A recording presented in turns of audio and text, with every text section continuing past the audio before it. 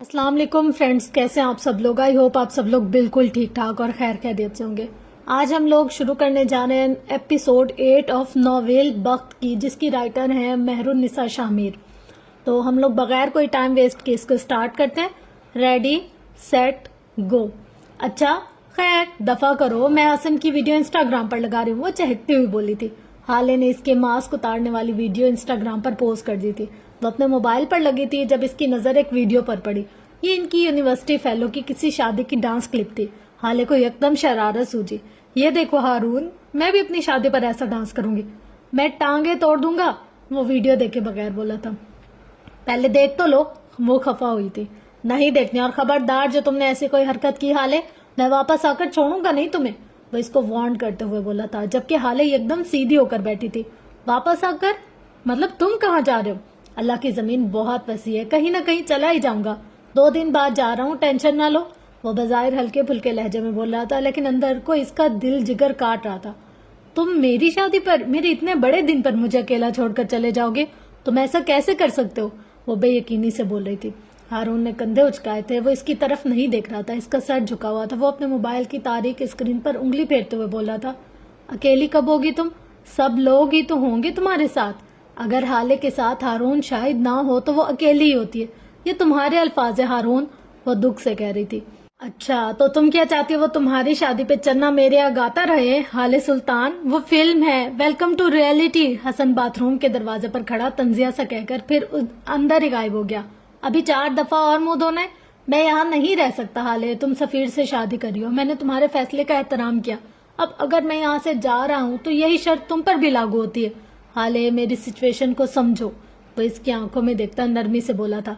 हाले खामोश हो गई। इसका दिल दुखा था, बहुत बुरी तरह से दुखा था। ये मुलाकात एक होटल स्वीट में होना तय पाई थी। फरवा ने वही लिबास पहन रखा था जो सुबह मेहर के साथ इस कैफे में बैठे हुए पहन रखा था। अलबत्ता मेकअप को ताजा टच जरूर दिया था। लिपस्टिक सुबह से ज्यादा तरोताजा थी। फहीम मिर्जा और फरवा एक दूसरे के आमने सामने सोफे पर बैठे थे। बीच में शीशे की मेज हायल थी। फहीम के सोफे से जरा दूर इसके गार्ड्स खड़े थे, जबकि एक 28-29 साल लड़का इनके साथ बैठा था। इसकी आंखें फहीम से मिलती थी। वो इनका भांजा तो था नौह मिर्जा। इसने फूलों वाली शर्ट के साथ नीली जीन्स पहन रखी थी।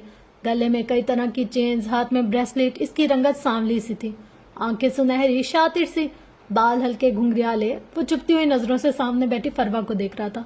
वो गैर आरामदा सा लगता था। तो आप ये कह रही हैं कि आप मुझे हेवन दिलवा सकती हैं? मैं ये नहीं पूछूंगा क्यों, मैं ये जरूर पूछूंगा कैसे। वो 55 या 60 के करीब की उम्र का, बाल कलमों से सफेद थे, सियाह कुर्ता, सूट के ऊपर सफेद कोट पहने हुए वो काफी हैंडसम लगता था। मैं आपको क्यों वैसे भी नहीं बताऊंगी, लेकिन मैं आपसे वादा करती हूँ कि मैं इस काम में आपकी मदद कर सकती हूँ। तो अब आप ये सुनिए कि कैसे। वो मुस्कुराते हुए बोल रही थी। बात दरअसल ये है कि महराज सुल्तान की बेटी की शादी है 10 दिन बाद। आपने बस करना यह है कि इसकी बेटी को एक रात घर नहीं पहुंचने देना, और फिर बाकी का सारा काम मेरा है। मैं कुछ समझा नहीं, इसकी बेटी का हेवन से क्या ताल्लुक? वो अगर ना भी पहुंचे घर तो इसकी ज्यादा से ज्यादा शादी कैंसिल हो जाएगी। इससे मुझे क्या फायदा होगा? महराज सुल्तान अपनी जमीन मुझे क्यों देगा? और अगर आप ये कह रही हैं कि इस रात में महराज को भी मार दूं, तो नहीं, मैं इसको मारूंगा नहीं, वो अच्छा आदमी है। फहीम संजीदगी से बोल रहा था। मैंने कब कहा कि इसको मार दो? मैंने कहा इसकी बेटी घर ना पहुंचे। वो एक लफ्ज पर जोर देती बोल रही थी।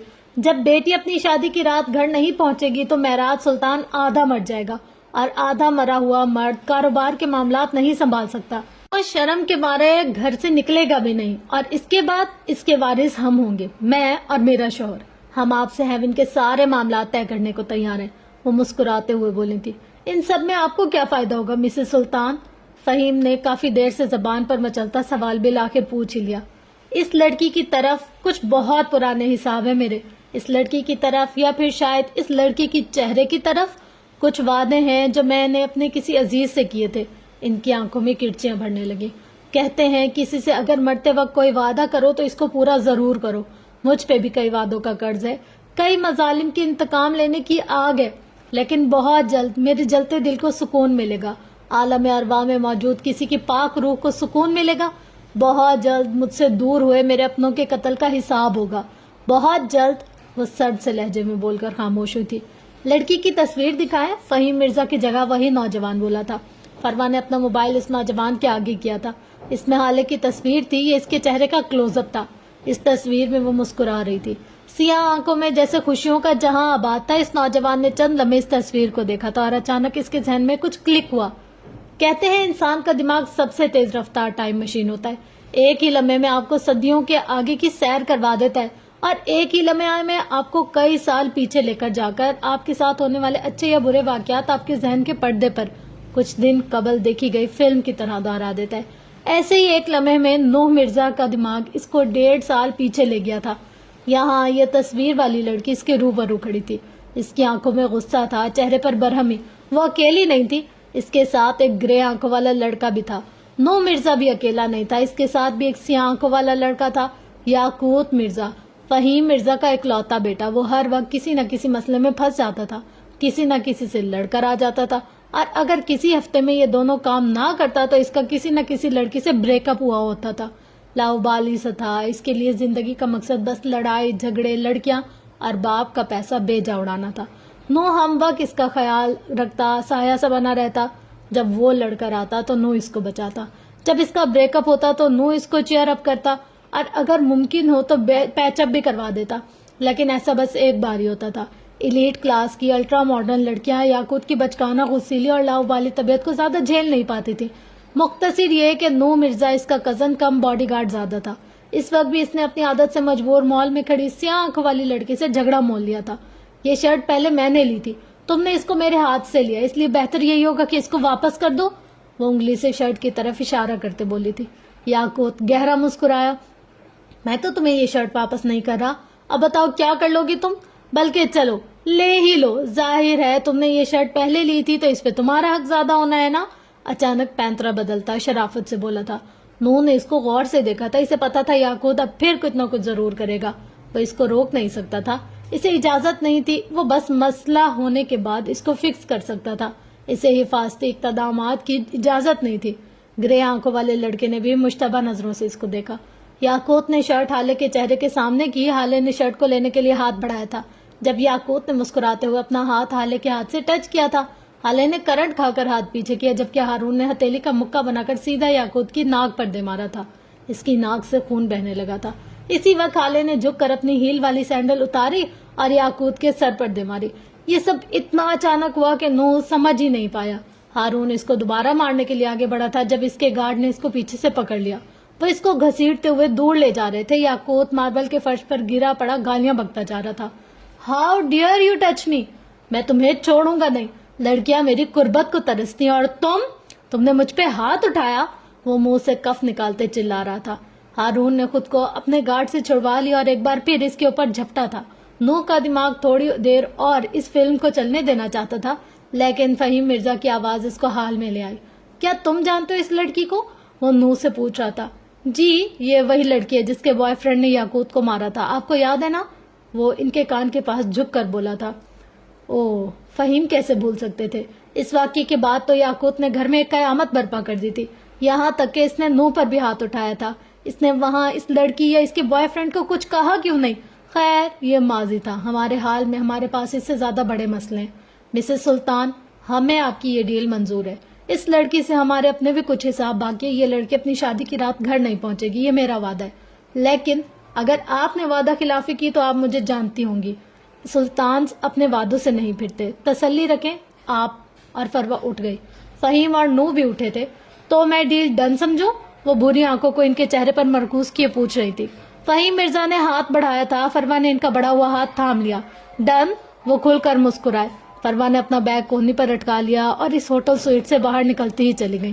جس دروازے سے وہ باہر نکلی تھی اسی دروازے سے یاقوت مرزا اندر داخل ہوا تھا۔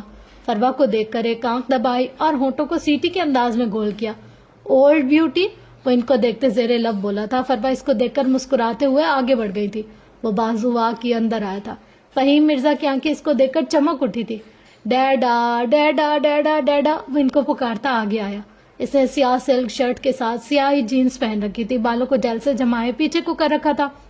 آئی مسڈ یو ہینڈسم ڈیڈا، میرا بیٹا، وہ محبت سے بولے تھے۔ یاقوت نے ان کے پاس جا کر ان کو گلے سے لگایا اور ان کو زمین سے ذرا سا اوپر اٹھایا۔ نیچے اتارو مجھے گدھے، وہ خفکی سے بولے تھے۔ ان سے مل کر وہ نوح کی جانب آیا۔ وہ کچھ خاموش سا تھا۔ یاقوت نے اس سے پنجہ ملایا اور پھر اس کو بھی گلے لگایا۔ کیسے ہو بھائی؟ وہ حشاش بشاش سا تھا۔ بالکل ٹھیک، تم سناؤ، چھٹیاں انجوائے کی؟ یہ میں تمہیں بعد میں بتاؤں گا، پرسنل ہے۔ اس نے آنکھ دبائی تھی۔ پہلے تم مجھے یہ بتاؤ، یہ تم موبائل میں ایسے کیا دیکھ رہے تھے کہ مجھے دیکھ کر بھی خوش نہیں ہوئے؟ اس نے موبائل نوح کے ہاتھ سے اچک لیا۔ نوح نے کوئی مزاحمت نہیں کی۔ اس کے موبائل میں اسی سیاہ آنکھوں والی لڑکی کے چہرے کا کلوز اپ تھا۔ نوح نے فروا کے موبائل سے یہ تصویر لی تھی۔ یہ لڑکی، یہ آئی ریمبر، یہ وہی ہے نا مال والی؟ تم نے کہا تھا یہ پاکستان میں نہیں رہتی، اس کی تصویر کیا کری ہے تمہارے پاس؟ وہ بفر گیا۔ کام ڈاؤن یاقوت، اب یہ لڑکی بہت جلد ہمارے ہاتھ آنے والی ہے، تم اس سے اپنا بدلہ لے سکتے ہو۔ فہیم نے اس کو ناگواری سے ٹوکا تھا۔ انکل یہ غلط ہے، وہ ایک لڑکی ہے، ہمیں یہ ڈیل نہیں کرنی چاہیے تھی۔ کچھ بھی ہو جائے، کسی لڑکی کی عزت خراب کرنا یہ کچھ ٹھیک نہیں لگتا مجھے۔ وہ بے چین سا لگتا تھا۔ نوح، کیا اب تم مجھے سکھاؤ گے؟ ان کے لہجے میں تمسخر تھا۔ نوح نے اپنے لب بھینچ لیے تھے جبکہ یاقوت کھل کر مسکرایا تھا۔ ڈیڈا مجھے بتا آپ نے کیا ڈیل کیا؟ اٹس گوئنگ ٹو بی سو مچ فن۔ وہ سوچ کر ہی محظوظ ہو رہا تھا۔ اب وہ دونوں باپ بیٹا صوفے پر بیٹھ کر کچھ دیر قبل فلوا سے ہونے والی ملاقات کو ڈسکس کر رہے تھے۔ نوح خاموشی سے موبائل کی اسکرین پر اس سیاہ آنکھوں والی لڑکی کی تصویر کو دیکھے گیا۔ یہ ریسٹورینٹ ساحل سمندر کے سامنے بنایا گیا تھا۔ باہر جتنی جھس اور گرمی تھی، اندر کا ماحول اتنا ہی مختلف تھا۔ سفیر نے جس ٹیبل کی ریزرویشن کروائی تھی وہ ریسٹورینٹ کی گلاس وال کے بالکل سامنے تھا۔ حالے کو ڈرائیور 10 منٹ پہلے یہاں چھوڑ کر گیا تھا۔ سفیر کو حالے سے پہلے پہنچنا تھا، لیکن اب تک اس کا کوئی اتا پتہ نہیں تھا۔ حالے کا شدت سے جی چاہ رہا تھا کہ وہ میز پر سر رکھ کر ذرا دیر کو گردنی سیدھی کر لے، لیکن اس ریسٹورینٹ کا ماحول ایسا تھا کہ تھوڑی دیر میں سب اس پر ہنسنے لگ جاتے، یا تو وہ کسی کی انسٹاگرام اسٹوری کا حصہ بن جاتی۔ اس نے آج سیاہ رنگ کا پلین شیفون کا جوڑا پہن رکھا تھا، جس کے گلے پر موٹے موٹے سلور سٹونز لگے تھے، کانوں میں ڈائمنڈ ایئر رنگ اور گلے میں چین، بالوں کو ڈھیلے جوڑے میں باندھ رکھا تھا۔ ہلکے سے میک اپ میں وہ بہت خوبصورت لگ رہی تھی۔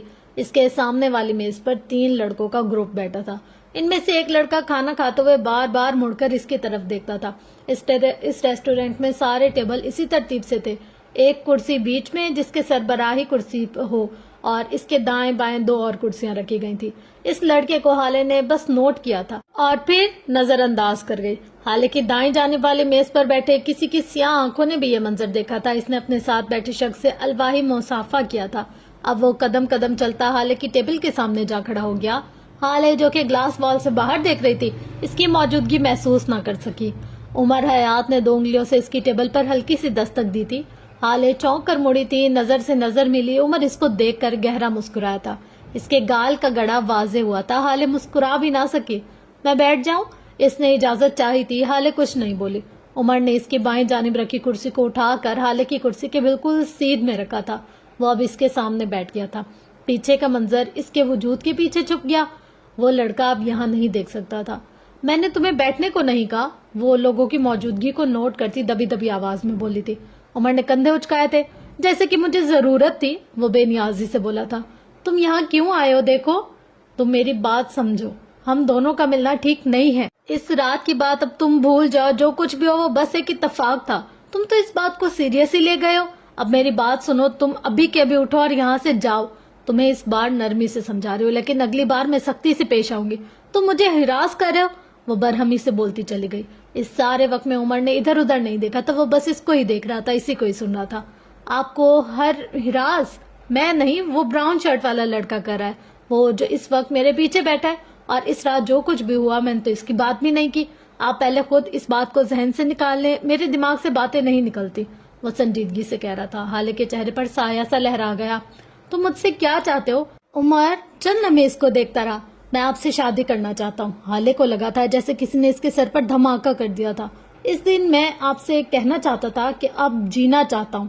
اس کا مطلب یہی تھا، میں آپ کو دیکھ کر جینا چاہتا ہوں، آپ کے ساتھ جینا چاہتا ہوں۔ اور اگر ایسا نہیں ہوا تو میں بس زندہ رہ سکتا ہوں، لیکن جی نہیں سکتا۔ آپ کے بغیر زندگی گزر سکتی ہے، جی نہیں جا سکتی۔ وہ اس کو دیکھتے ہوئے نرمی سے کہہ رہا تھا۔ اس کا لہجہ کسی کو بھی پگھلا سکتا تھا، لیکن سامنے بھی حالے سلطان تھے۔ ہاؤ ڈیئر یو، وہ اس کی آنکھوں میں دیکھتے عجیب سے لہجے میں بولی تھی۔ تمہاری ہمت کیسے ہوئی؟ وہ دبا دبا غرائی۔ تم نے سمجھ کیا لیا ہے مجھے؟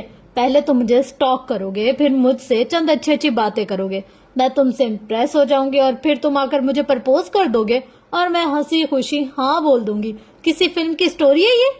پاگل بنا رہے ہو مجھے؟ समझ क्या रखा है तुमने? मुझे तुम जैसे गुंडे मवालियों से शादी करूंगी मैं 2 जज्बाती डायलॉग बोल दोगे और मैं तुम्हारे आगे पीछे चलने लगूंगी। मिस्टर उमर हयात, मैं हाले सुल्तान हूँ। एक दुनिया है जिसको मेरी आरजू है, सबकी झोली में नहीं गिरती मैं। वो इसके पास के लोगों पे लानत भेजते हुए बुलंद आवाज में बोल रही थी। लोग मुड़ मुड़ कर इनको देखने लगे। उमर ने इसको अफसोस से देखा। मुझे लगा था आप मिच्योर हैं। खैर, वक्त के साथ साथ हो जाएंगी, ये कोई इतनी बड़ी बात नहीं है। आपने ये जो सारी बात इतना चीख चीख कर आधे रेस्टोरेंट को सुनाई है, वही सब अगर आप आराम से बोलती तो मैं सुन लेता और समझ भी लेता। बात जज्बाती डायलॉग्स की तो मुझसे ज्यादा तो आप ही बोल चुकी हैं। मैं कोई गुंडा मवाली नहीं हूँ। अल्हम्दुलिल्लाह मैं एक डिसेंट आदमी हूँ। सरकारी जॉब है मेरी, इस शहर में एसपी तैनात हूँ।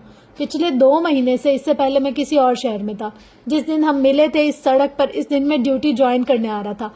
लेकिन देखें कैसे जालिम लोग हैं आपके शहर के, पहले ही दिन मुझ पे हमला कर दिया। हाउ रूड ना, इसने जैसे तायीद चाही थी।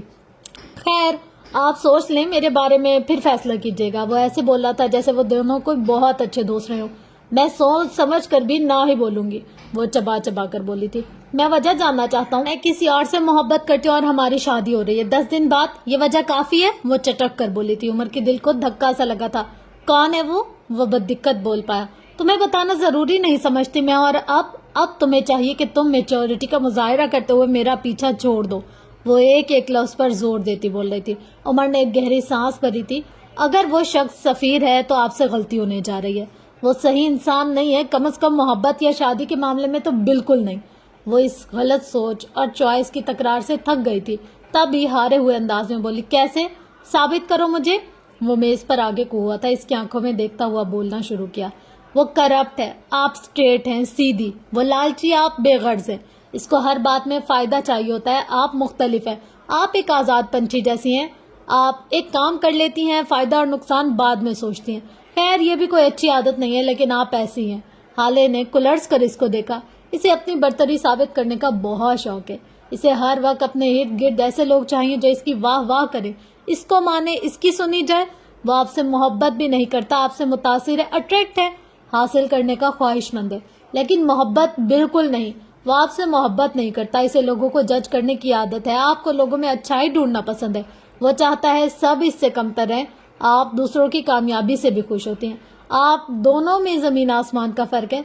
आपकी शादी अगर हो भी गई तो निभाना मुश्किल हो जाएगा, बहुत मुश्किल। वो नरमी से कह रहा था। हाले गौर से इसको सुनती रही। मैं इन्हें नहीं छोड़ सकती, उसने बोलना शुरू किया। इसलिए नहीं क्योंकि मैं इनको पसंद करती हूँ, बल्कि इसलिए क्योंकि अब बहुत देर हो चुकी है।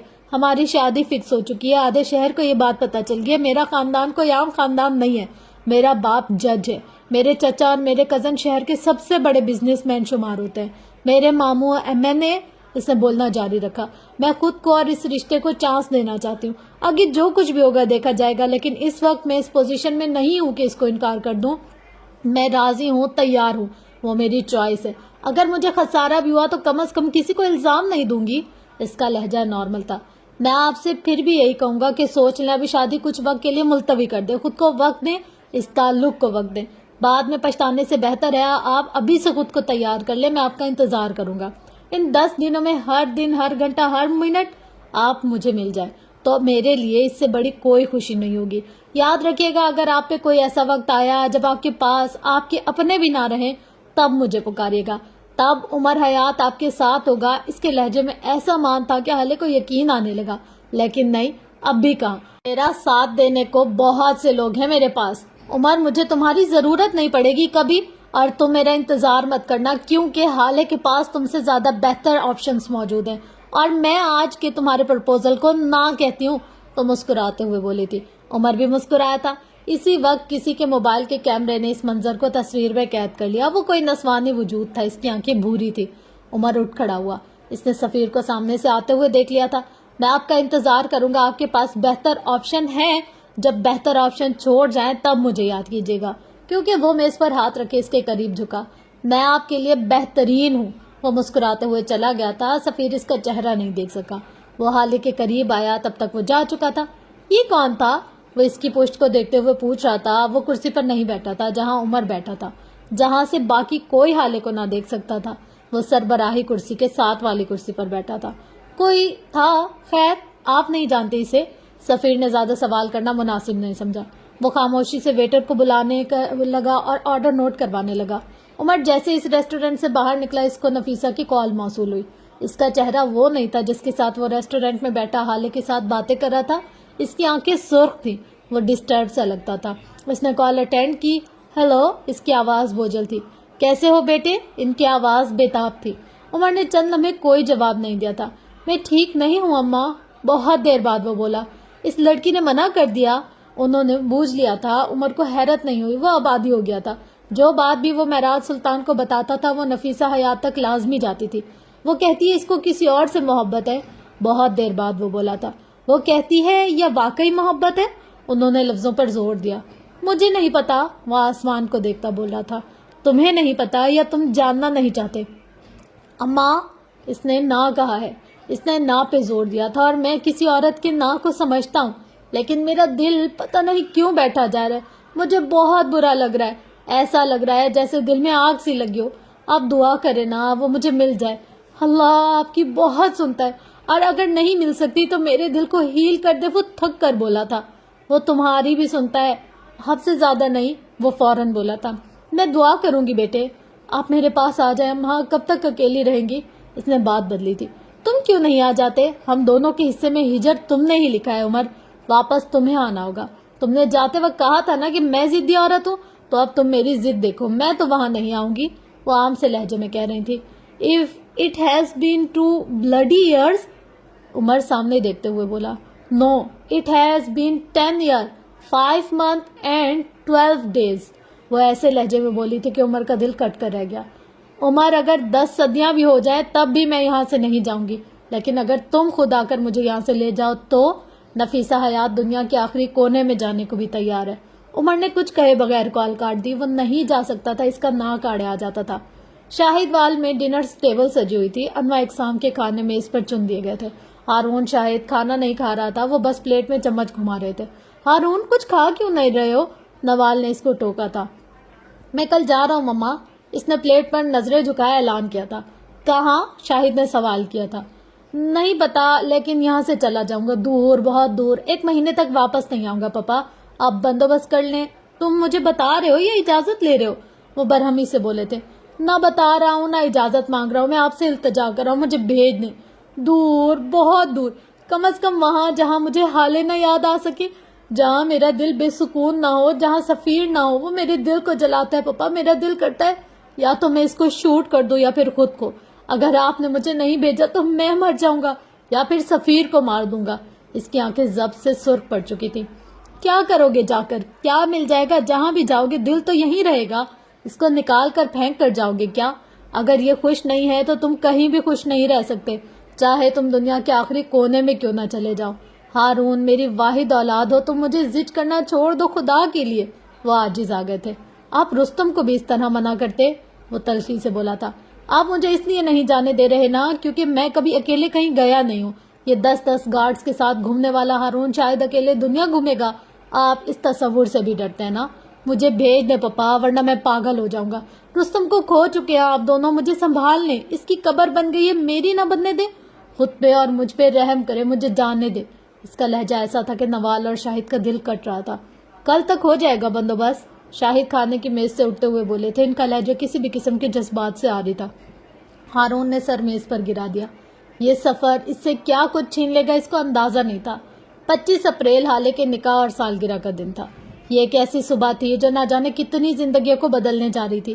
ایک ایسی نحس زدہ صبح کہ اس کے آغاز میں بھی نوحے پڑے جائے اور اس کے اختتام پہ بھی ماتم کیا جائے. آج صبح سے ہی سلطان منزل میں ہڑبڑی سی مچی ہوئی تھی. ہر کوئی یہاں سے وہاں بھاگتا نظر آ رہا تھا. صبح سے شام ہو گئی تھی لیکن اس گھر کے مکینوں کو اب تک ٹک کر بیٹھنا نصیب نہ ہوا. وجہ وہ مہمان تھے جن کو خاص طور پر فروا نے باہر ملک سے اصرار کر کے بلا رکھا تھا. حسینہ کے منع کرنے پر انہوں نے بس اتنا کہا. یہ دن بہت یادگار ہوگا. میں چاہتی ہوں ہماری ہر عزیز اس دن ہمارے ساتھ ہوں. حالے کو سیلون کے لیے دیر ہو رہی تھی. مہر نے اس کے ساتھ جانا تھا. وہ کب کی گاڑی میں جا کر بیٹھ گئی تھی. حالے نے حسن کی منتیں کی تھی کہ وہ اس کے ساتھ چلے لیکن اس نے یہ کہہ کر منع کر دیا کہ 4 گھنٹے تک اندر لیپا پوتی ہوتی رہے گی. میں اتنی دیر انتظار نہیں کر سکتا. جس پہ حالے نے اس کا موبائل اپنے کمرے کی الماری میں چھپا دیا تھا. بخش نے حالے کا سارا سامان گاڑی میں رکھ دیا. हाले भी थोड़ी देर बाद गाड़ी में जाकर बैठ गई थी। वापसी पर इसको सफीर ने ही लेने आना था। पार्लर जाने के 3 घंटे बाद हाले तैयार हो चुकी थी। हाले ने ऑफ वाइट गरारे के साथ सुर्ख दुपट्टा ओढ़ रखा था, बालों को जूड़े में बांध रखा था, गले में गुलू बंद, कानों में झुमके और माथे पर टीका लगाए वो तैयार थी। ब्यूटिशियन ने इसके मेकअप को आखिरी टचअप्स दिए। अब इसने खुद को आईने में देखा तो हैरान हुई थी। वो आज तक इतनी हसीन कभी नहीं लगी थी। इसका मोबाइल महर के पास था और बार बार बजे जा रहा था। हाले झुंझला सी गई। अभी किसकी कॉल है? हारून होगा, और कौन हो सकता है भला? मरी जाकर नंबर चेंज कर लिया था ना इसने, नया नंबर सेव नहीं किया मैंने। तुम पूछ लो क्या कह रहा है, ऐसे तो वो जान नहीं छोड़ेगा। महर ने तफसीली जवाब दिया। हाँ, मैं इसको कॉल कर लेती हूँ। इसने मोबाइल उठा लिया था और अब वो हारून को कॉल करने लगी थी। कॉल अटेंड होती थी लेकिन आवाज नहीं आ रही थी। वो तंग आकर मोबाइल फेंकने लगी थी कि हाले तुम बाहर जाकर गाड़ी में बैठो, जब तक तुम कॉल कर लोगी तब तक मैं आ जाऊंगी, ओके? महर अपना मेकअप आधे में छोड़े इससे बात करने लगी। अच्छा ठीक है, आप भी जल्दी आ जाइएगा, देर मत कीजिएगा प्लीज, वो उजलत में बोलती चली गई। सैलून वालों ने प्रोटोकॉल के तौर पर एक लड़की को इसके साथ कार तक भेजा था। हाले बाहर आ गई थी। इस लड़की ने हाले के गरारे को संभाल रखा था। सैलून के दरवाजे के बाहर हाले की गाड़ी खड़ी थी। सफीर ने हाले को मैसेज कर दिया था कि वो नहीं आ रहा। इसने ड्राइवर भेज दिया था। महराज सुल्तान ने हाले से कहा था वो इसको लेने आ जाएंगे, लेकिन हाले ने मना कर दिया। इसको अभी तक सफीर पे गुस्सा था। हसन पे गुस्से की वजह से वो किसी गार्ड को भी अपने साथ नहीं लाई थी। वो मैरिज हॉल पहुंचने के लिए भी लेट हो रही थी। अगर सफीर आ जाता तो अब तक इनका कपल शूट भी हो जाता। गाड़ी का दरवाजा ड्राइवर ने खोल दिया था। हाले ने इसको देखा नहीं था। वो हाले की तरफ पुश्त किए खड़ा था। वो फोन कान से लगाए बैठ गई थी। ड्राइवर दूसरी तरफ से आकर ड्राइविंग सीट पर बैठ गया। हाले ने अब भी इस पे ध्यान नहीं दिया। बात सुनो, एसी ऑन कर दो, वो फोन कान से लगाए मसरूफ सी बोली थी। हारून, मेरा सब्र मत आजमाओ, आप कुछ बोलो भी तो। एक तो कॉल अटेंड कर रहा है और कुछ बोल भी नहीं रहे। वो खुद से कुछ बड़बड़ा रही थी। इसी वक्त ड्राइवर ने गाड़ी स्टार्ट की थी। हाले को लगा था वो एसी चलाने के लिए गाड़ी स्टार्ट कर रहा है, लेकिन इसको गलत लगा था। ड्राइवर ने गाड़ी आगे बढ़ानी शुरू कर दी थी। हाले ने चौंक कर इसको देखा था और हाले का सांस सीने में अटका था। ये इसका ड्राइवर नहीं था। या खुदा, ये कौन था? वो इतनी शौक थी कि इसको समझ में नहीं आया कि क्या करे। तुम कौन हो तुम? मेरी गाड़ी में कैसे आए? वो हैरत, शौक और डर के मारे अटक अटक कर इतना कह सकी। और इसने जब गौर किया तब इसको पता चला ये इसकी गाड़ी नहीं थी। इसका रंग और मॉडल वही था, लेकिन ये गाड़ी हाले की नहीं थी। ये ख्याल ही हाले की जान ले गया। वो बिल्कुल सुन हो गई। इसी वक्त ड्राइवर गाड़ी रोककर नीचे उतर गया। हाले ने उतरने की कोशिश की, लेकिन इसकी टांगों में जान नहीं थी। इसी वक्त 2 नकाबपोश गाड़ी में आकर बैठे थे, ऐसे कि हाले बीच में थे और वो दोनों इसके दाएं बाएं हाले को सोचने समझने का मौका दिए बगैर इनमें से एक ने हाले के मुंह पर कपड़ा रख दिया। इसने खुद को छुड़वाने की कोशिश की थी, लेकिन वो दोनों इससे ज्यादा ताकतवर थे। वो थोड़ी ही देर में बेहोश हो गई थी। यहाँ सीसीटीवी कैमरे नहीं थे। इन दोनों ने हाले को इस गाड़ी से निकालकर दूसरी गाड़ी में डाल दिया, वही गाड़ी जिसके अंदर बैठे वो दोनों काफी देर से इंतजार कर रहे थे। इन दोनों ने अपना नकाब उतार दिया था। अब इनके चेहरे वाजे थे। नूह मिर्जा और याकूत मिर्जा।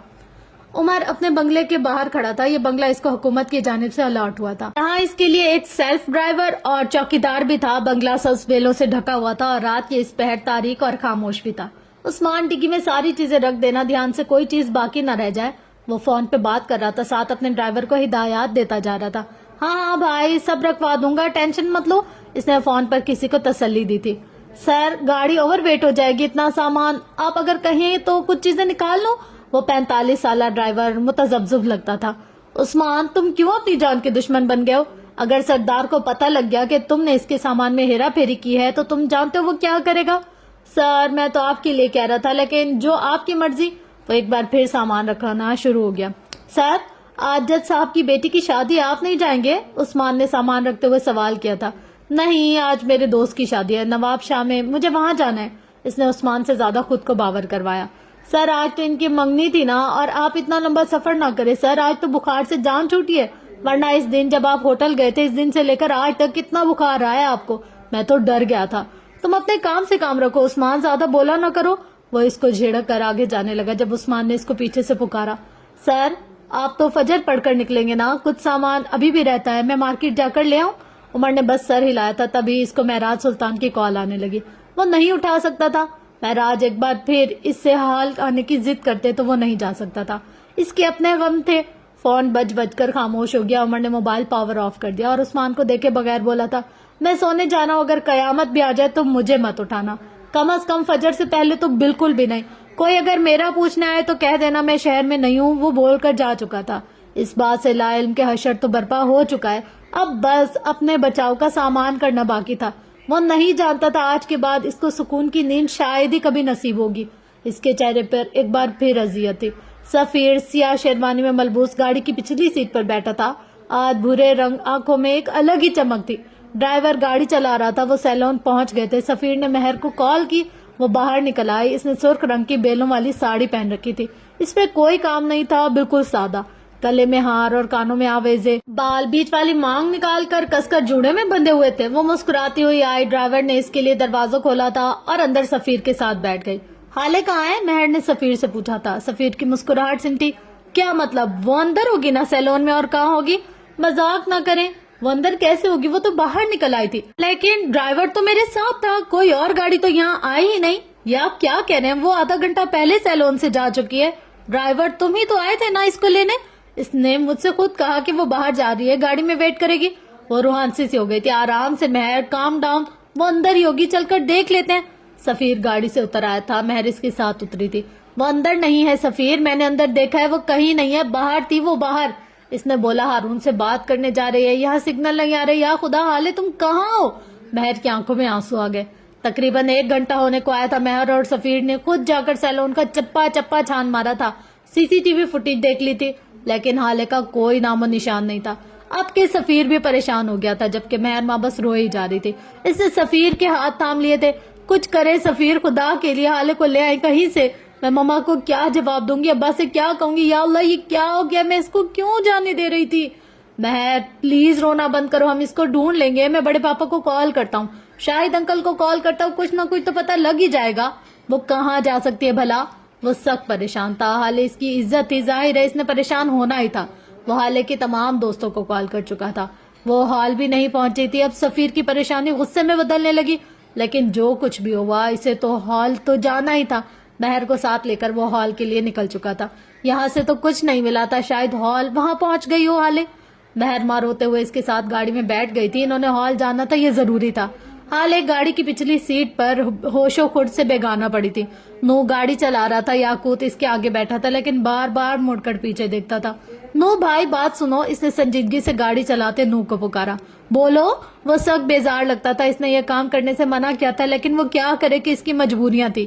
مجھے یہ لڑکی چاہیے، کچھ دن کے لیے ہی صحیح۔ وہ بے ہوش پڑی حالے کو دیکھ کر کہہ رہا تھا، یاقوت یہ نہیں، یہ لڑکی کبھی بھی نہیں، ہماری ڈیل یہ نہیں ہوئی تھی، میں تمہیں ایسا ویسا کچھ نہیں کرنے دوں گا۔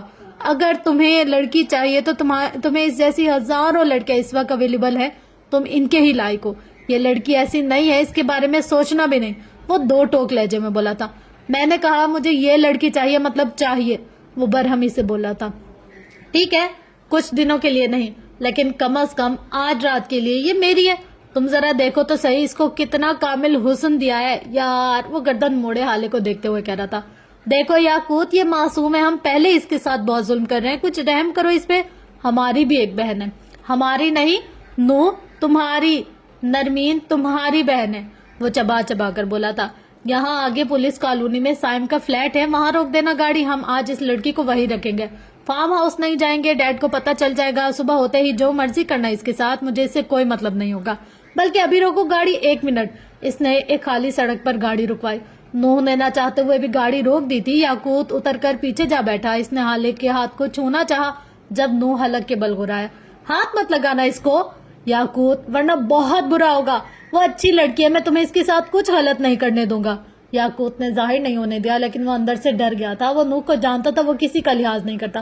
اوکے اوکے اوکے کول، میں نہیں لگاتا ہاتھ، ویسے بھی ہم گھر جا رہے ہیں نا، میں ڈیڈ سے بات کروں گا۔ یہ لڑکی آج میری ہے نوح، تم نے جو کرنا ہے تم کر لینا، وہ چیلنجنگ انداز میں بولا تھا۔ نوح خاموش ہو گیا، وہ اس سے بحث نہیں کر سکتا تھا۔ یاقوت کی سوچ بچکانا تھی، اور بچوں کو کیسے منایا جاتا تھا بھلا؟ کھیل کھیل کر۔ مہر اور سفیر ہال پہنچ گئے۔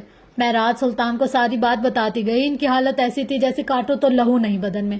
حسینہ، یوسف سلطان، شمس حسن سب پریشان تھے، سب کو حالے کی فکر تھی۔ حسینہ اور مہر کا تو رو رو کر برا حال تھا۔ فروا بھی پریشان ہونے لگی، اداکاری کر رہی تھی جب مہر ماں ان کو ذرا سائڈ پر لے گئی، اور اب وہ دونوں ایک دوسرے کے آمنے سامنے تھی۔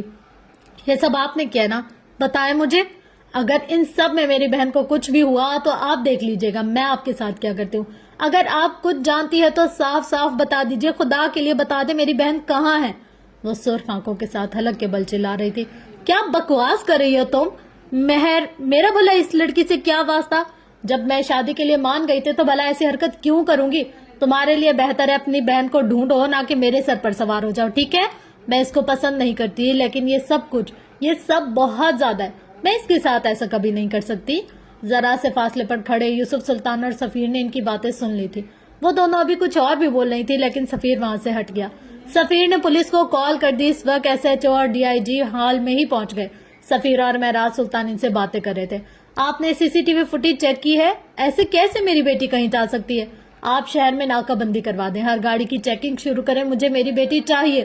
وہ برہم تھے, وہ شوق تھے, وہ غمگین تھے. ان کو لگتا تھا جیسے کسی نے ان کے دل کو کسی تیز دھار برچھی سے کاٹ دیا ہو. جج صاحب, ایک ہی فوٹیج کو 1000 بار دیکھ چکا ہوں.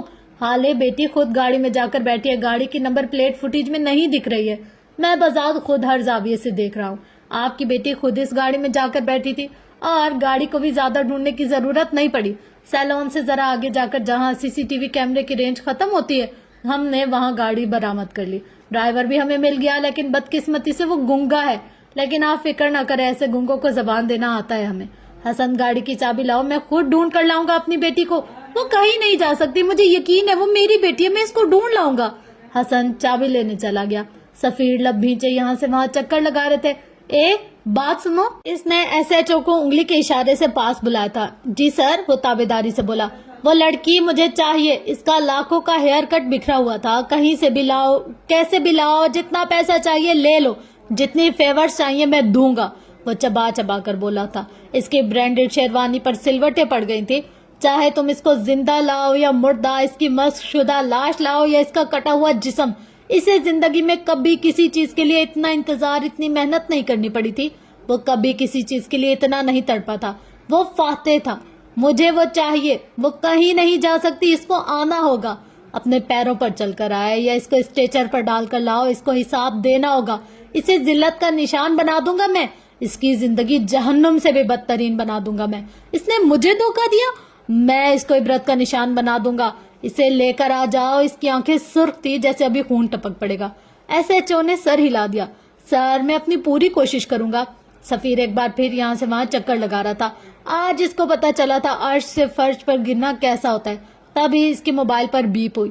2 بار زوں زوں کی آواز آئی اور پھر اسکرین تاریک ہو گئی, ایسے جیسے غاریں تاریک ہو جاتی ہیں. سفیر نے موبائل پر انگلیاں چلائیں, میسج کھولا. وہ ایک غیر شناسا نمبر تھا جس سے سفیر کو ایک ویڈیو اور کچھ تصاویر موصول ہوئی تھی. تصویر میں نظر آنے والا چہرہ شناسا تھا. وہ اس چہرے کو کیسے بھول سکتا تھا؟ وہ حالے کا چہرہ تھا. حسن ہال کے کونے میں گھاس پر نفل پڑ رہا تھا. اس نے بھورے رنگ کی شیروانی پہن رکھی تھی. اس کے جوتے وہی گھاس پر اس کے قریب رکھے تھے.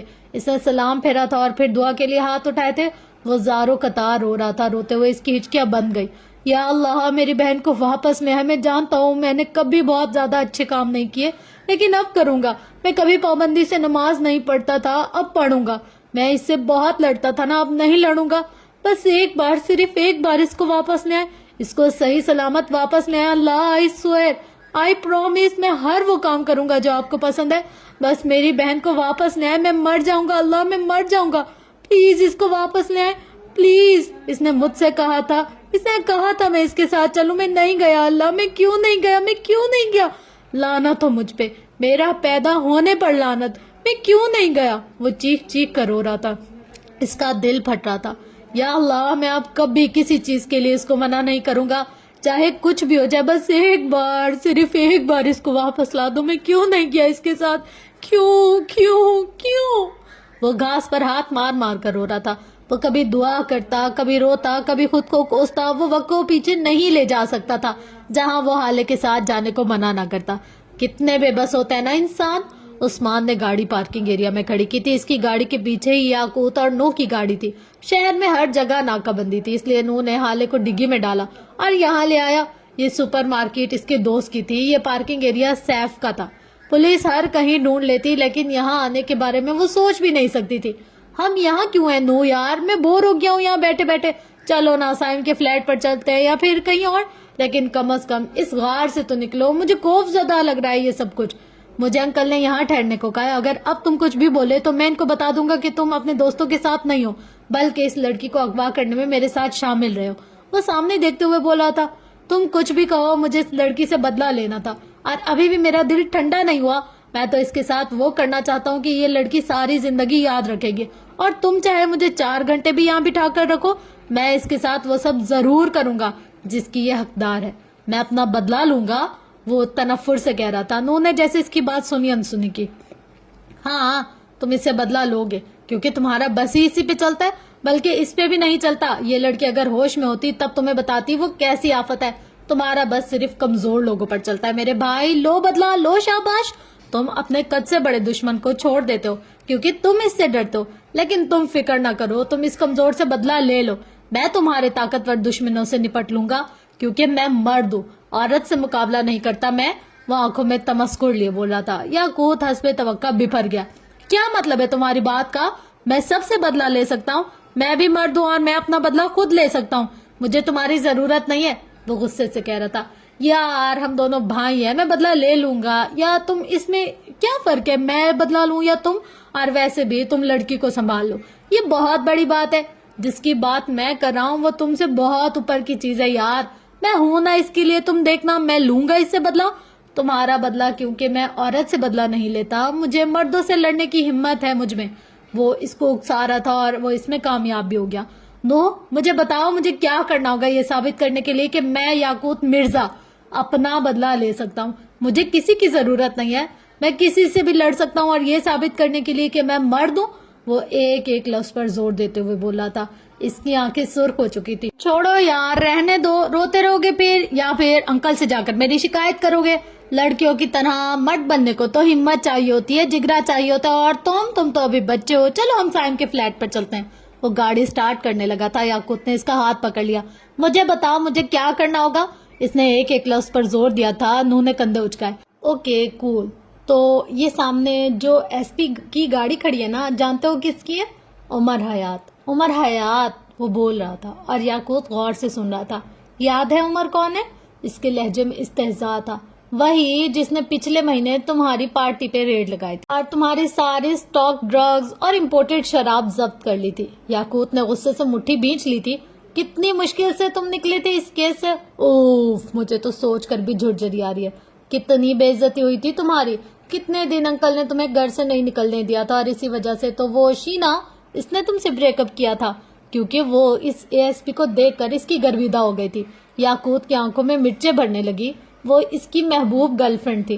خیر تم کیا کر سکتے ہو بھلا، تم کر ہی کیا سکتے ہو بھائی، لیکن ٹینشن نہ لو، میں ہوں نا، ایسا بدلہ لوں گا کہ یاد رکھے گا یہ ایس پی۔ اگر تم میری جگہ ہوتے تو کیا کرتے؟ وہ مشکوک لہجے میں پوچھ رہا تھا۔ نوح مسکرایا تھا، تیر نشانے پر لگا تھا، وہ اس کی کمزوری جانتا تھا۔ بس کبھی کسی کی کمزوری نہ کسی کے ہاتھ لگے۔ وہ کھل کر مسکرایا تھا، میں یہ کرتا کہ یہ جو لڑکی ہے نا پیچھے، اس کو اٹھاتا اور اس اے ایس پی کی گاڑی میں ڈال دیتا۔ پھر میں یہ کرتا کہ صبح ہونے سے پہلے اس لڑکی کے باپ اور منگیتر کو کال کرتا اور ان کو بتاتا کہ ان کی لڑکی کہاں ہے۔ تم تو جانتے ہوگے وہ لوگ کون ہیں، ایک تو ایس پی کی نوکری جاتی اور دوسرا اس کی سارے شہر میں ریپوٹیشن خراب ہو جاتی، تیسرا وہ لوگ اس کے ساتھ وہ کرتے کہ اس اے ایس پی کی نسلیں یاد رکھتی۔ چوتھا یہ آفت لڑکی اس آدمی کی زندگی جینا حرام کر دیتی، نہ اس کو زندہ لوگوں میں چھوڑتی نہ مردوں میں، اور آخری اور سب سے بڑی بات، وہ ایک ایسے گناہ کی سزا بھگتتا جو اس نے کبھی کیا ہی نہ ہوتا۔ کسی بھی انسان کے لیے سب سے بڑی سزا یہی ہوتی ہے کہ وہ کسی ایسے جرم کی سزا کاٹے جو اسے سرزد ہی نہ ہوا ہو۔ یہ سزا تو انسان کو پاگل کر دیتی ہے یا مار دیتی ہے۔ میں تو اپنے دشمن کے ساتھ یہی کرتا۔ وہ سامنے گاڑی کو دیکھتے ہوئے بولا تھا، چلو سائم کے فلیٹ پر چلتے ہیں، ورنہ تم پھر بچوں کی طرح ضد کرنے لگو اور پھر روتے بھی رہو گے۔ وہ اب اس کے چہرے کو دیکھتے ہوئے بولا تھا، تم اندر جا کر اس کے ڈرائیور کو مصروف رکھو، میں یہاں سنبھال لوں گا۔ وہ اب گاڑی کو دیکھ رہا تھا، اس کی آنکھوں سے شعلے نکل رہے تھے۔ لیکن تم اکیلے کیسے، میں تمہارے ساتھ یہاں؟ یاقوت نے اس کی بات کاٹی تھی۔ بس میں نے جو کہا ہے وہ کرو، میں مرد ہوں، اپنا بدلہ اکیلے بھی لے سکتا ہوں، میں اپنے سے 1000 گنا طاقتور دشمن سے اپنا بدلہ خود لے سکتا ہوں۔ مجھے اپنے سینے پر انگلی رکھی تھی، یاقوت مرزا کو اپنا بدلہ لینے کے لیے کسی نوح مرزا کی ضرورت نہیں ہے۔ وہ اس کا مکمل حسن جو تمہیں کچھ دیر قبل اٹریکٹ کر رہا تھا، اس کا کیا؟ وہ سنجیدہ تھا۔ ارے لعنت بھیجو حسن پہ، پہلے میں یہ تو ثابت کر دوں کہ میں مرد ہوں، وہ کہہ کر گاڑی سے اتر گیا۔ نو بھی گاڑی سے نیچے اترا تھا، ابھی اس کو بہت کام کرنے تھے۔ ڈرائیور سے گاڑی کی چابی لانی تھی، C C T V video footage delete کروانی تھی، عمر کی گاڑی کی ڈگی سے اس کا سامان نکلوا کر اس کی جگہ ایک جیتا جاگتا وجود اندر ڈالنا تھا۔ اوف اللہ، ایک نو اور اتنے کام! اس نے ایک مرد سے بچا کر حالے کو دوسرے مرد کے حوالے کیوں کیا تھا؟ کیونکہ اس رات اس ریسٹورنٹ میں نو مرزا بھی موجود تھا۔ اس نے عمر کو حالے کے ساتھ بیٹھے دیکھ لیا تھا۔ اس نے عمر کی آنکھیں پڑھ لی تھی۔ وہ حالے کو ایسے مرد کے حوالے کر رہا تھا جو خود تو مر جاتا لیکن اس لڑکی پر حروف نہیں آنے دیتا۔ وہ حالے کو ایک جانور سے بچا کر ایک انسان کے حوالے کر رہا تھا، اس لیے نہیں کیونکہ وہ عظیم تھا، بلکہ اس لیے کیونکہ اس کے گھر میں اس کی بہن تھی۔ سفیر نے اس ویڈیو پہ پلے کا بٹن دبایا تھا۔ ویڈیو چلنے لگی، منظر ابھر ابھر کر آ رہے تھے۔ وہ کسی ہاسپٹل کی سی سی ٹی وی فوٹیج تھی۔ اس فوٹیج میں 4 لوگ نظر آتے تھے، ایک حالے سلطان، دوسرا ڈاکٹر، تیسری سسٹر، چھوٹا اسٹریچر پر لیٹا عمر حیات اور زرد لباس والی لڑکی ہاتھ ہلا ہلا کر ڈاکٹر سے کچھ کہہ رہی تھی۔ اس کے چہرے پر برہمی تھی۔ ویڈیو یہیں ختم ہو جاتی ہے۔ سفیر نے کانپتے ہاتھوں سے دوسری ویڈیو چلائی تھی۔ اس میں وہی لڑکا اب ہسپتال کے بیڈ پر لیٹا تھا۔ پچھلی فوٹیج میں نظر آنے والی لڑکی نے اس فوٹیج میں میرون لباس پہن رکھا تھا اور اس کے پاس بیٹھی کوئی بات کر رہی تھی۔ یہ ویڈیو بھی بس 45 سیکنڈ کی ہی تھی۔ سفیر نے اب دھڑا دھڑ تصویریں کھولنا شروع کی تھی۔ اس لڑکی نے یہاں سیاہ لباس پہن رکھا تھا، سامنے بیٹھا لڑکا اور وہ اس کی تصویر میں مسکرا رہے تھے۔ چند اور اگلی تصاویر شاید ایک مال کی تھی۔ وہ لڑکا اس تصویر میں حالے کو کوئی شاپنگ بیگ تھما رہا تھا۔ اگلی تصویر جان لیوا تھی۔ وہ کسی ہسپتال کی کنسنٹ فرنٹ کی تصویر تھی۔ اجازت نامہ برائے انتقال خون۔ اس فارم میں مریض کے رشتہ داروں کے خانے میں حالے سلطان کا نام لکھا تھا اور مریض سے تعلق کی نوعیت کے خانے میں بیوی لکھا تھا۔ مریض کا نام عمر حیات تھا۔ سفیر نے بے اختیار دیوار کا سہارا لیا تھا۔ اس کو کسی چیز کا یقین نہیں آ رہا تھا۔ اس کے کان سائیں سائیں کر رہے تھے، اس کی آنکھیں شوق سے پھیل گئی تھی۔ یہ کیا ہو گیا تھا اس کے ساتھ؟ وہ فاتح تھا۔ اس نے جس چیز کی آرزو کی تھی اس کو ہر وہ چیز ملی تھی۔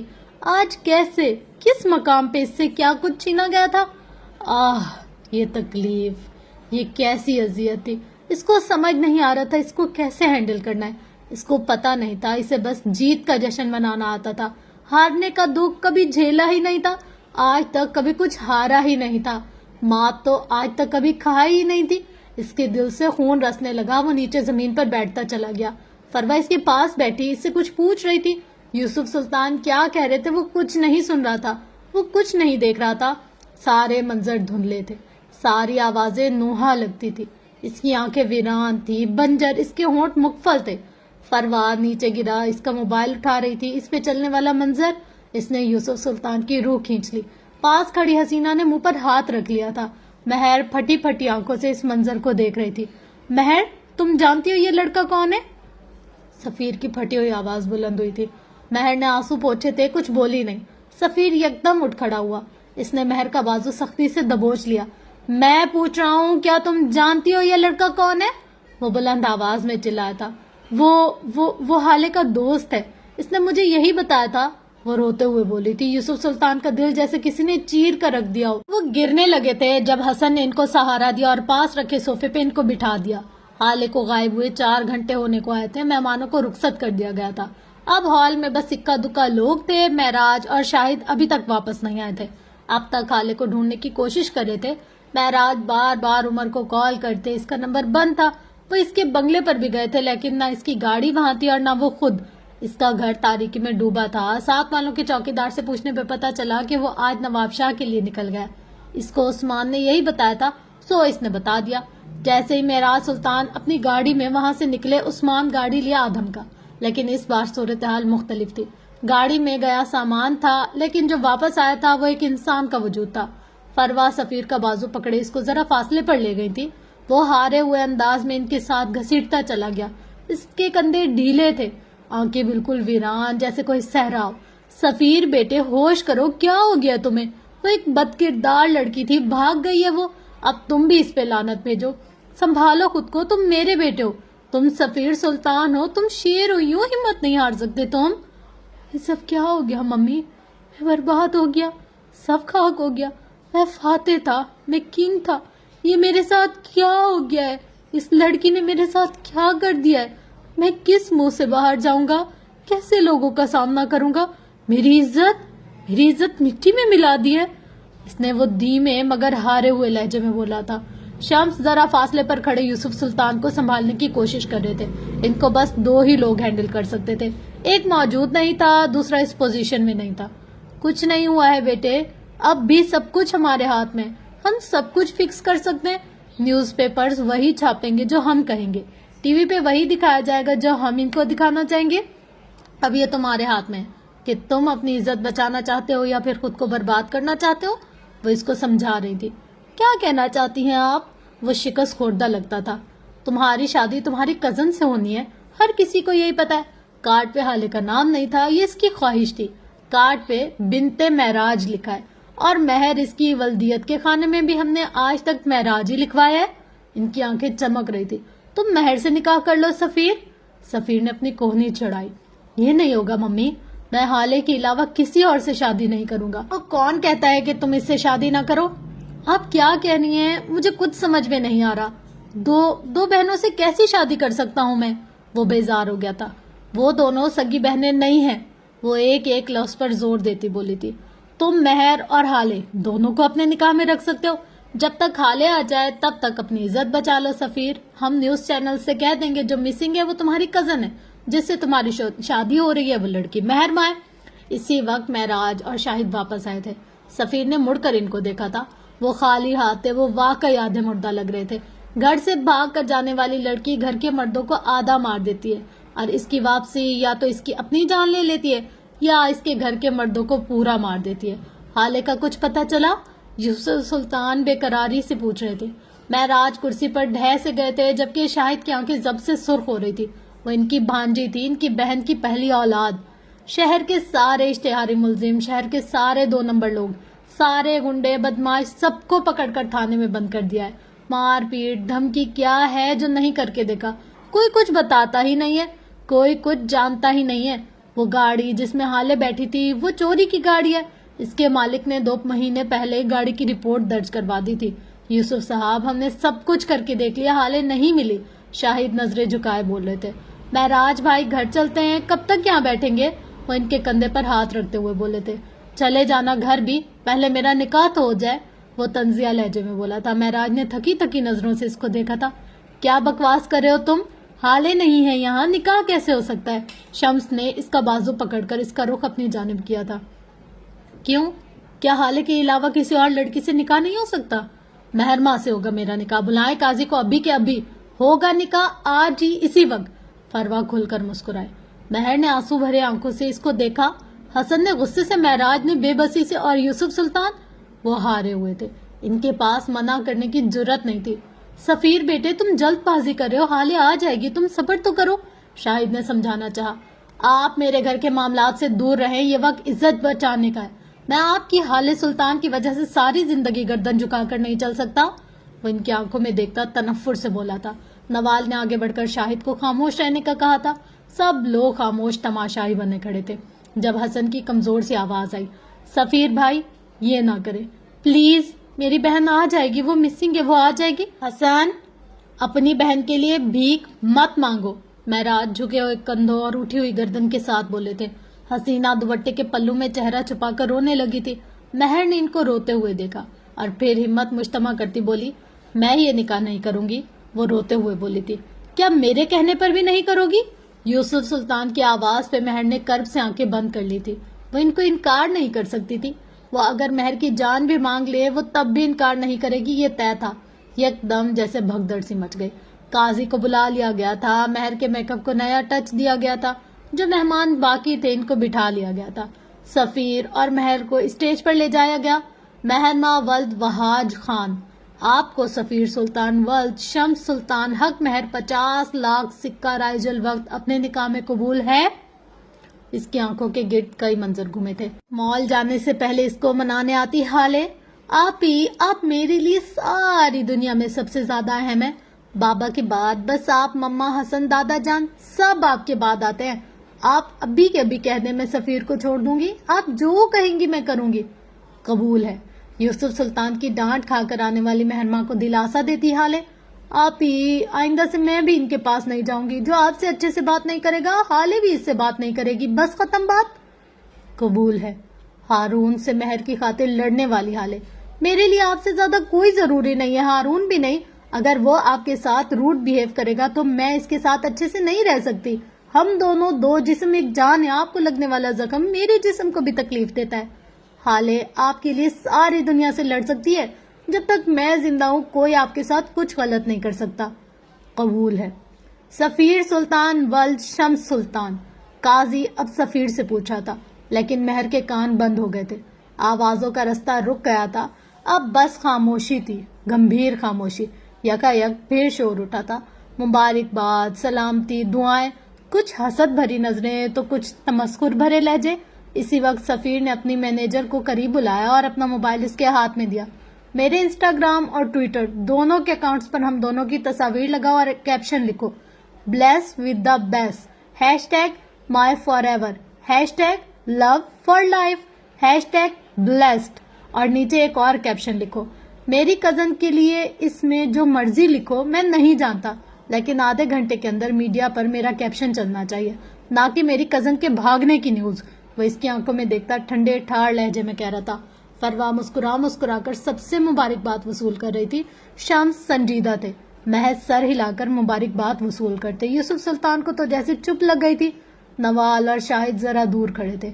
حالے اور ہارون کے درمیان جو کچھ بھی ہوا ہو، لیکن اس وقت نوال بار بار اپنی نم آنکھوں کو پوچھتی تھی. ان کو برا لگ رہا تھا، بہت زیادہ برا. حسینہ نے مہر کو گلے لگا کر اس کا ماتھا چوم لیا. سفیر کو دعائیں دی. وہ سارے جہاں سے بیزار بیٹھا تھا. مہراج اٹھ کر ان دونوں کے قریب آیا اور ان کے ہاتھ میں گاڑی کی چابی تھی. وہ اجلت میں لگتے تھے. تم نے جو بھی کیا صحیح یا غلط میں نہیں جانتا، لیکن اب میری بیٹی کے واپس آنے کے بعد تمہارا اس سے کوئی تعلق نہیں ہوگا. سفیر استہزائیہ ہنسا. آپ کی بد کردار بیٹی اب گھر واپس نہیں آئے گی. سفیر نے زہر اگلا تھا. مہراج نے چونک کر اس کو دیکھا. بھاگ گئی ہے وہ، اب ڈھونڈے اس کے یار کو. بلکہ ڈھونڈنے کی کیا ضرورت ہے، وہ تو اس علاقے کا ایس پی ہے، جانتے تو ہوں گے ہی آپ اس کو. عمر حیات، اسی کے ساتھ نکاح کر کے بھاگی ہے آپ کی بیٹی. شمس نے آگے بڑھ کر اس کو روکنا چاہا. بکواس کرتے ہو تم. میری بیٹی عمر کو نہیں جانتی؟ اچھا تو پھر کہاں ہے وہ عمر؟ جب آدھی پولیس فورس یہاں موجود ہے تو وہ عمر حیات کیوں نہیں؟ کیوں وہ ڈی آئی جی تک کی کالز ریسیو نہیں کرا؟ کیوں اس کا گھر خالی ہے؟ تم بکواس کرتے ہو، وہ بددقت بول پائے تھے. اچھا تو ابھی پروف کر دیتا ہوں، وہ چپتے ہوئے لہجے میں بولا تھا. فروا نے بازو سینے پر باندھ لیے. ابھی تو کھیل شروع ہوا تھا. سفیر بھائی وہ سب جھوٹ ہے، میری بہن ایسی نہیں ہے. کیا پروف ہے بتاؤ مجھے، بولو. جبران میرا موبائل لاؤ یہاں. وہ دھاڑا تھا. وہ ان کی آنکھوں میں آنکھیں ڈالے کھڑا تھا. جبران بھاگتا ہوا آیا اور موبائل سفیر کے ہاتھ میں دیا تھا. بھائی جان آپ کی طبیعت خراب ہو جائے گی، آپ مت دیکھیں یہ سب. ہم چلتے ہیں اس اے ایس پی کے گھر، اس کے گھر ہی چلتے ہیں. آئی جی صاحب نے تو کہا ہے وہ صبح تک ہماری لڑکی کو ڈھونڈیں گے. شاہد نے ان کو باز رکھنا چاہا لیکن وہ کسی کی نہیں سن رہے تھے. سفیر نے اپنے موبائل پر انگلیاں چلائی تھی اور کچھ دیر قبل ایک غیر شناسا نمبر سے موصول ہونے والی تمام تصاویر اور ویڈیوز باری باری ان کو دکھاتا گیا. وہ جیسے جیسے ان کو دکھاتے جا رہے تھے ان کا رنگ سفید پڑتا جا رہا تھا. ان کا چہرہ پسینے سے بھیگتا ہی جا رہا تھا. بے اختیار ان کا ہاتھ اپنے دل کے مقام پر گیا. ان کے دل میں ایک دم اتنا درد شروع ہوا تھا کہ کوئی حد نہیں. ان کا سانس رک رہا تھا. حسن نے آگے بڑھ کر ان کو سنبھالنا چاہا لیکن وہ گرے تھے. وہ زمین بوس ہوئے تھے. شاید اپنی جگہ سے ایک ہی جست میں ان کے قریب آئے گئے. سفیر اور شمس بھی گھبرا گئے. سفیر نے جلدی سے جھک کر ان کو اپنے بازوں میں بھر لیا. وہ تن و من سے ان کا جسم بھاری تھا لیکن سفیر کو جیسے فرق ہی نہ پڑتا ہو. گاڑی نکالو. وہ دھاڑا. بڑے پاپا میں آپ کو کچھ نہیں ہونے دوں گا، وہ خود سے بڑبڑایا تھا. اس کی آنکھیں جب کھلی تو کافی دیر بعد وہ خالی ذہن سے یہ سوچتی رہی کہ وہ کہاں ہے. اس کا سر بھاری ہو رہا تھا، جسم پسینے سے شرابور تھا، بال بکھر گئے تھے. اس کا ذہن اب بھی کچھ یاد کرنے سے انکاری تھا. اس کا جسم سن تھا. کافی دیر تک اسی طرح پڑے رہنے کے بعد اس کو احساس ہوا کہ کچھ غلط ہے. وہ یکدم اس کے ذہن میں ایک دھماکہ ہوا. سیلون سے باہر نکلتا، ہارون کی گال اٹینڈ کرتا، اس کا وجود، وہ سفید وردی والا ڈرائیور، 2 نقاب پوش اور اس کی شادی. اوہ خدا، وہ کہاں تھی؟ اس کا دم گھٹ رہا تھا. شاید وہ کسی گاڑی میں تھی، بلکہ نہیں، وہ گاڑی کی ڈگی میں تھی. اس نے اٹھنے کی کوشش کی. اس کا جسم اکڑ گیا. وہ یہاں کیوں تھی، کب سے تھی، کون یہاں لایا، اسے نہیں پتا تھا. 10 منٹ مزید اسی طرح پڑے رہنے کے بعد اس نے ہمت کی تھی اور اٹھ کر بیٹھی تھی. سکڑ کر سمٹ کر اس کی ٹانگیں بری طرح درد کر رہی تھی. وہ جگہ کافی تنگ تھی، نہیں تو اتنی کھلی بھی نہیں تھی. وہ اپنی پوری طاقت مجتمع کرتی اٹھی اور سیٹ پھیلا کر آگے آ کر بیٹھی. اتنی سی کوشش میں وہ ہانپنے لگی. صبح کی بھوک کی پیاسی اوپر سے جسم کا جوڑ دکھ رہا تھا. صبح سے شادی کی تیاریوں میں اس کو بھوک کا احساس ہی نہیں ہوا تھا. شادی؟ او خدایا، شادی! آج اس کی شادی تھی. وہ اغوا ہو چکی تھی. اس کا دماغ چکرانے لگا. اس نے اپنا فون ڈھونڈنے کو یہاں وہاں نظر دوڑائی لیکن بے سود. تب اس کی نظر گاڑی کے ڈیش بورڈ پہ پڑے چھوٹے بٹنوں والے موبائل پر گئی. اس نے فون آگے بڑھ کر موبائل اٹھا لیا. سب سے پہلے وقت دیکھا تھا صبح کے 5 بج رہے تھے. اس کے آنسو بے اختیار بہنے لگے. دل حلق میں آ گیا. یا اللہ، میرے بابا، ان کی عزت! اس کی زبان سے بس یہی پھسلا تھا. یہ رونے کا وقت نہیں تھا، یہ وقت یہاں سے نکلنے کا تھا. اس کو یہاں سے جانا تھا فوراً. کسی کو کال کرے، کس کو بلائے. اس نے مہر ماں کو کال کرنے کے لیے موبائل چہرے کے آگے کیا.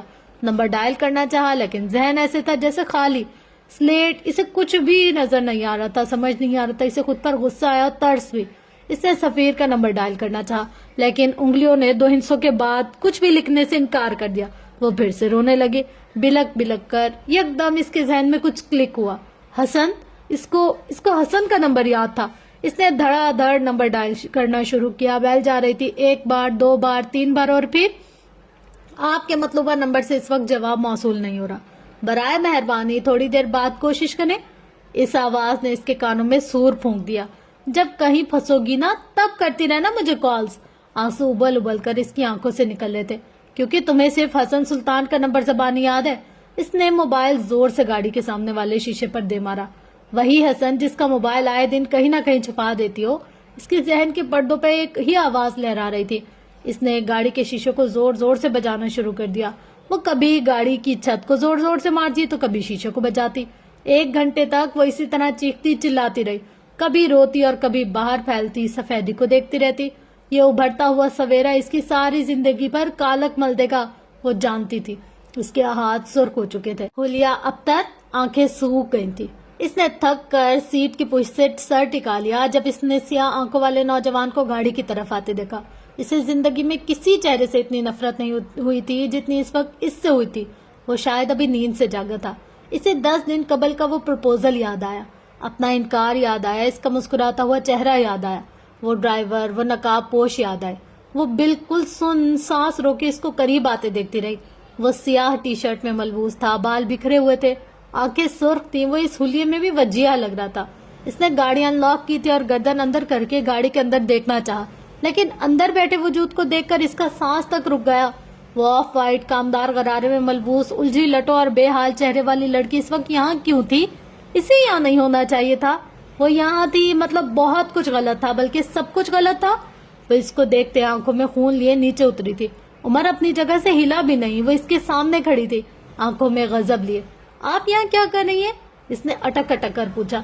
میری شادی کی رات تم مجھے اغوا کر کے لاتے ہو، صبح تک مجھے اپنی گاڑی میں قید رکھتے ہو اور اب مجھ سے پوچھ رہے ہو میں یہاں کیا کر رہی ہوں؟ وہ ہذیانی انداز میں چیخ رہی تھی. آپ کی شادی نہیں ہوئی؟ حالے نے قہر برساتی نظروں سے اس کو دیکھا تھا اور پھر ایک دم سے اس کے سینے پر تھپڑ اور مکوں کی بارش کر دی تھی. وہ جو ابھی ایک شوق سے نہیں نکلا تھا حیرت سے اس کو مارتے دیکھتا رہا.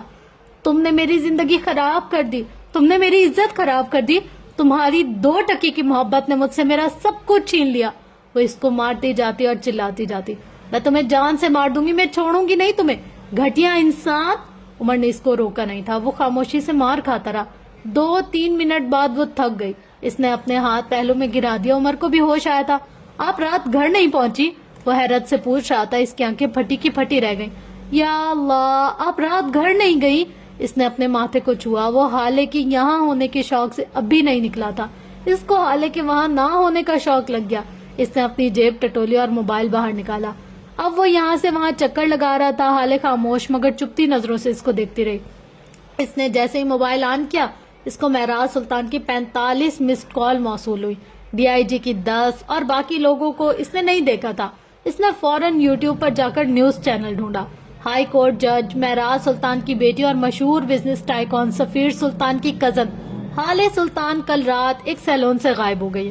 کہا جا رہا ہے کہ وہ اپنی شادی سے خوش نہیں تھی اور ان پہ اس شادی کے لیے دباؤ ڈالا جا رہا تھا.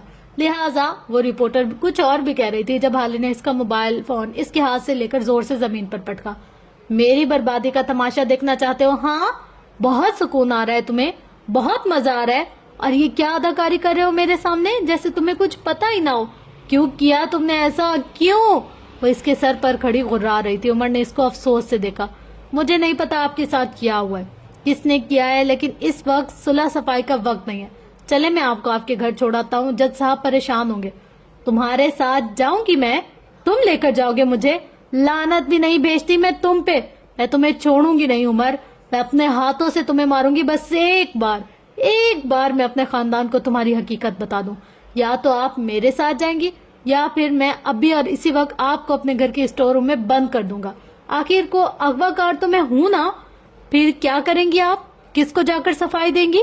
وہ اس کی آنکھوں میں دیکھتا اسے ٹھنڈے لہجے میں بولا تھا کہ حالے کو اپنی ریڑھ کی ہڈی میں سنسنی سی محسوس ہوئی.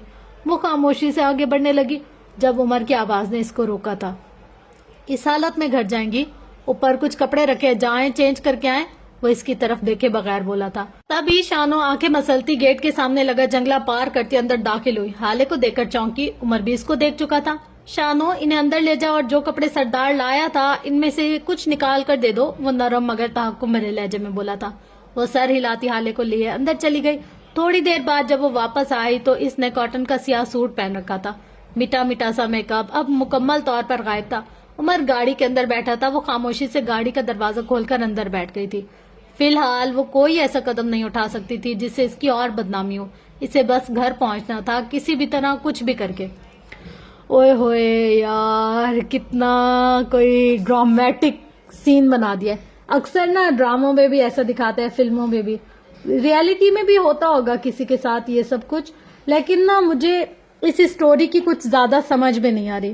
مطلب دیکھو, حالے کے بارے میں بتایا جا رہا ہے کہ یہ نا اس کی معراج سلطان کی بیٹی ہے, مان لی اتنی بات.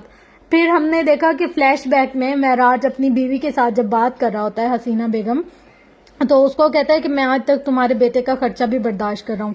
پھر یہ بات سمجھ میں نہیں آتی, اگر حالے اس کی بیٹی ہے اور جو عمر ہے اس کی اصل جو بایولوجیکل مدر ہے وہ حسینہ بیگم ہے, اس لحاظ سے تو یہ دونوں بہن بھائی ہوئے نا. پھر ان دونوں کا نکاح کیسے ہو سکتا ہے, یا ان دونوں کی شادی یا کچھ بھی اس طریقے کا کیسے ہو سکتا ہے؟ مطلب اس اسٹوری میں اتنے جھول ہیں کہ سمجھ میں نہیں آ رہا کیسے اسٹوری ہے, کیا ہے, کچھ مطلب کہانی گڈ مڈ سی ہے. اب اگر یہ اس کو پسند کرتا ہے یا اس سے شادی کرنا چاہتا ہے یا کچھ بھی ہے, تو بہن بھائی کا نکاح کیسے ہو سکتا ہے؟ مطلب آگے جا کر کیا پتا رائٹر اس کی کچھ کلیریفیکیشن دے, کچھ بتائے, تو وہ ایک الگ سی چیز ہے. پر یہ اتنا سب کچھ سمجھ اب بھی فی الحال نہیں آ رہا. جب مجھے سمجھ آئے گا نا پھر میں آپ لوگ کو ضرور کلیئر کروں گی کہ اچھا یہاں سے ایسے ہوا, یہاں سے ایسے ہوا. فی الحال تھوڑی سی نا کیا ہے, گڑبڑیشن ہے کہ کیا ہوگا, کیسے ہوگا, کیا کہانی ہے, کیا رشتوں کی الجھاوٹ ہے. مطلب یہاں پر رشتے بہت زیادہ الجھ گئے. پہلے کہہ رہے تھے کہ مہرماں کے ساتھ اس کے ماموں کا نام لگ رہا ہے, پھر والد کا. یہ تو بڑی اوتھینٹک بات ہے کہ نکاح میں لڑکی ہو چاہے لڑکا ہو, چاہے لے پالک بھی ہو, پھر بھی اس کے نکاح کے ساتھ اس کے اصل جو ریئل بایولوجیکل فادر یا مدر ہوتے ہیں ان کا نام لکھا جاتا ہے. مدر تو نہیں بٹ فادر کا یہ ہے کہ بایولوجیکل جو ہوتے ہیں ان کا نام لکھا جاتا ہے. پر یہ کہانی کیا ہے یہ کچھ سمجھ میں نہیں آ سکتی. تو یا تو پھر یہ رائٹر اس کو کلیریفائی کریں گی کہ بھائی اس طریقے کا یہ مسئلہ تھا, یا رشتے اس طریقے تھے, یا اسلامک پوائنٹ آف ویو سے اس کی یہ سچائی یا سچویشن ہے, یا پھر ایسا ہے کہ ان دونوں کی شادی نہیں ہوگی, وہ بہن بھائی والی اٹریکشن یا پیار یا کچھ بھی ایسا ہوگا ان دونوں کے درمیان. مجھے لگتا ہے یہ جو معراج سلطان کو ہارٹ اٹیک ہوا ہے نا وہ اسی بات پہ کہ یار بہن بھائیوں کا کیسے ہو سکتا ہے. بہرحال آپ لوگ مجھے اپنا بتائیے گا کہ آپ لوگ کو یہ سٹوری کیسی لگی, کیونکہ آپ لوگ کا فیڈ بیک جو ہوتا ہے وہ بہت زیادہ امپورٹنٹ ہوتا ہے, اور جب تک آپ لوگ اپنا فیڈ بیک نہیں دیں گے مجھے کیسے ہی پتہ چلے گا کہ میرا کام کیسا ہے. تو بس یہ تھی آج کی سٹوری. آئی ہوپ کہ آپ کو یہ اچھی لگی ہوگی. انشاءاللہ ملتے ہیں نیکسٹ ایپیسوڈ میں. تب تک کے لیے اپنا گرد و نواح لویال کا بہت زیادہ خیال رکھے گا اور مجھے اپنی دعاؤں میں بہت زیادہ یاد رکھے گا. لو یو آل, اللہ حافظ.